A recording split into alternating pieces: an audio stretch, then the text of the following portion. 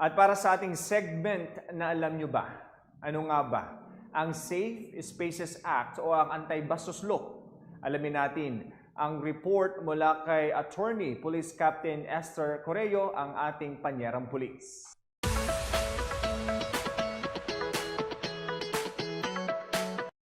Magandang araw po sa ating lahat. Isa na naman pong kaalaman sa batas ang ating tatalakayin. Attorney, ano po ang Safe Spaces Act or Anti-Bastos Law? Ang Anti-Bastos Law ay isang mahalagang batas na naglalayong maunawaan ng publiko ang kanilang mga karapatan at responsibilidad sa pagtugon sa mga insidente ng pang-aalipusta at pambabastos. Ang batas na ito ay kilala rin bilang Republic Act 11313 o Safe Spaces Act. Ito ay pinatupad upang protektahan ang mga individual mula sa anumang uri ng pambabastos sa mga pampublikong lugar.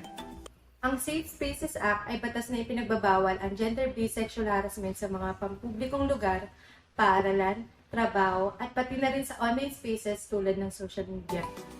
Attorney, marami po akong nakikita about sa harassment na nangyayari sa mga bars and club.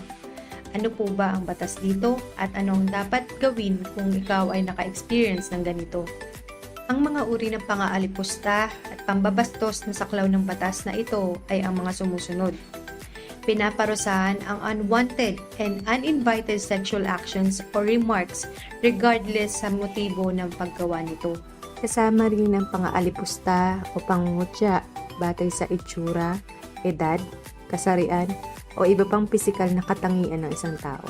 Kasama din sa tinatawag na gender-based sexual harassment ang mga unwanted remarks tulad ng mga pagsipol sa kalye o pagbabanggit ng mga nakakabastos na salita, ang mga homophobic at transphobic remarks na nagpapakita ng galit o kawalan ng respeto sa isang tao base sa kanilang sexual orientation, gender identity and expression, and sexual characteristic, o dahil sa sila ay inaakalang kabilang sa LGBT community.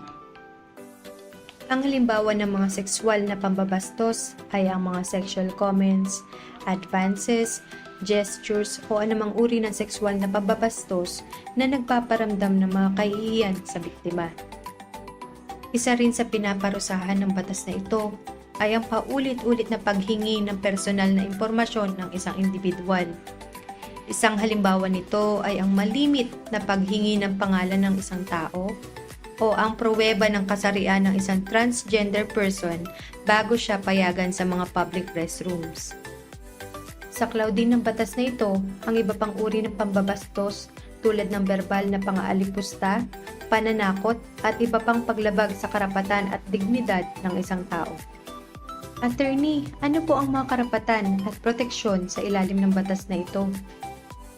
Upang maprotektahan ang karapatan na maging ligtas sa mga pampublikong lugar, ang batas ay nagtakda ng mga safe spaces kung saan inaasahan ang respeto at paggalang sa bawat individual.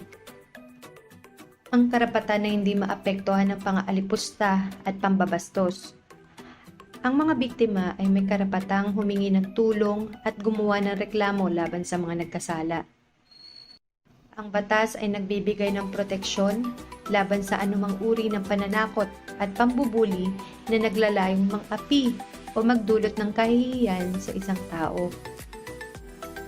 Ang parusa sa mga lalabag sa batas na ito ay may kaukulang multa na nagkakahalaga hanggang 10,000 piso at pagkakakulong hanggang 30 araw.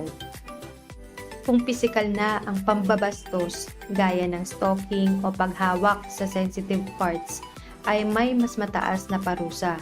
Ito ay may multa hanggang 100,000 piso at hanggang 6 na buwan na pagkakakulong.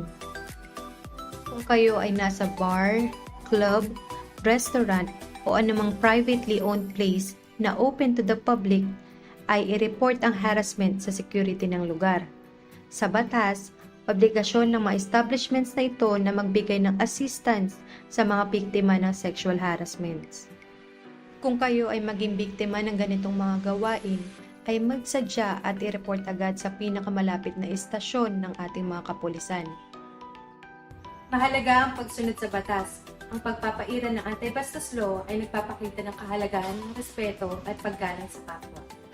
Sa pamamagitan ng pagsuporta at pagsunod sa batas na ito, nagkakaroon ng mas ligtas, mas mapayapa at mas makatarungang lipunan para sa lahat.